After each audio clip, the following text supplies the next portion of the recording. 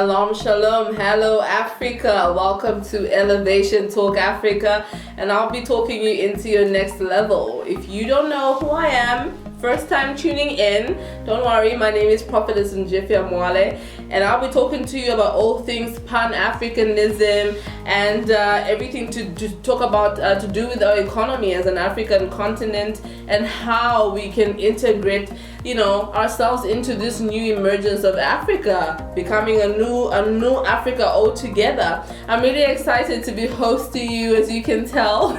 I'm really happy that you tuned in. Thank you to everybody who leaves a comment, everybody who shares my videos, everybody who subscribed. Really, I'm so grateful, and I pray that you can help me enlarge our family so that we can keep everybody woke, one video and one click at a time. So today, this should have been one of my first topics, right? But we're here now. Today I'm going to be just quickly defining what is Pan Africanism, and it's almost like a trend.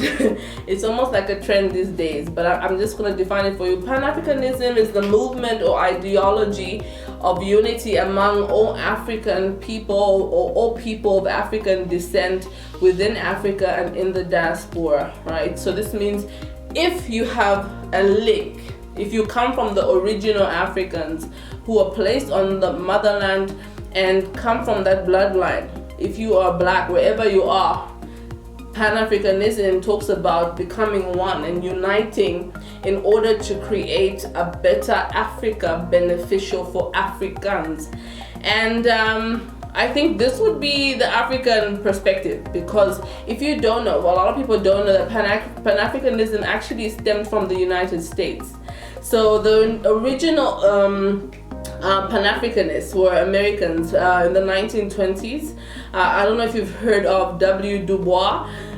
He was one of the first Pan-Africanists to ever exist, and he's the one who actually wrote a letter to the Queen of England saying we need to do something about the colonization of African nations, and we need to bring freedom and set free the colonies. So he started it in the United States, but it's since stemmed all the way down to Africa, and I see more Africans now into it.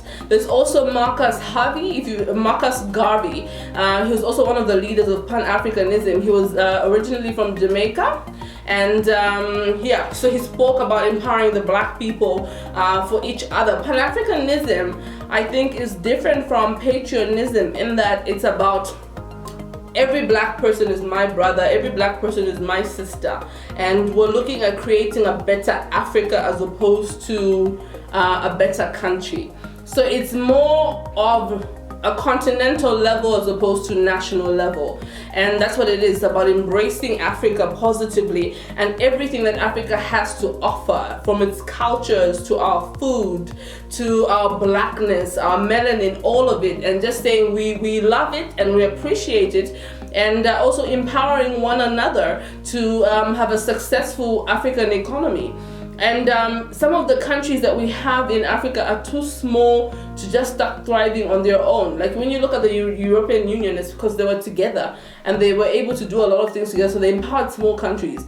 But like if we want to get up, for example, Rwanda was one of the best rated economies, rising economies recently. But when you ranked it in the world, it came to 193 or something, the 193rd country in economic growth. So it looks like it's rising, but because when you look at the size of the country, it doesn't have as much impact as when we unite together as Africans and decide we're going to take Africa back from neo-colonialists, from imperialists, and we're going to love everything about Africa.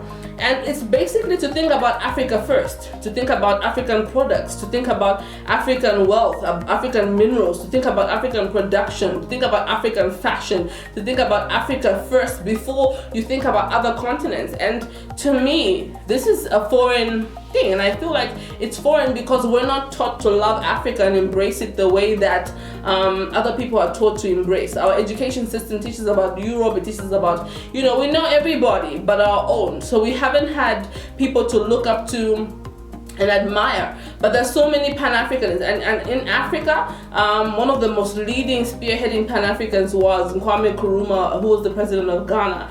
He really spoke about this more than anybody else, and from his books, for those of you who are interested, I think I'll do a video on what African books you should read. And he talks about this all, how to come together and how united we stand and divided we fall. And Africa needs to unite in order for it to succeed, because we are dealing with strong powers who are coming into our continent, and they set the rules because they're stronger than us. And when you look at treaties, right? I was listening to PLO Lumumba, and he was talking about when you look at some of the treaties that we signed to as African countries, and you look at our opponents, they come and say it's the same rules cross-board, same rules across the board for Africans and for Europeans.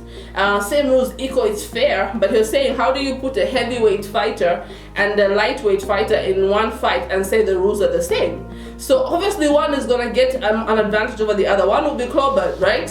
So, and that's where we are. We've been behind. We're still recovering from the oppression, and we're still dealing with new powers that are still trying to come in and, you know, oppress and manipulate us. So we need to kind of like be together as a people. And Pan-Africanism starts with your individual decision. When you go into a store, what are you going to buy? Are you going to buy something that's made in another continent, or are you going to buy something African made? How you approach things. Are you going to benefit your country, your Africa? It starts with you. We can all make a difference, and I hope that this inspires you to be better. Yeah, so on Pan-Africanism, I'm going to be starting a series, and I hope that you subscribe and stay tuned. We'll be talking about some of the most amazing Pan-Africanists that ever lived, and I hope you can stick around for this. Thank you so much for tuning in, and I hope that we can stand together. Amen. Shalom, shalom.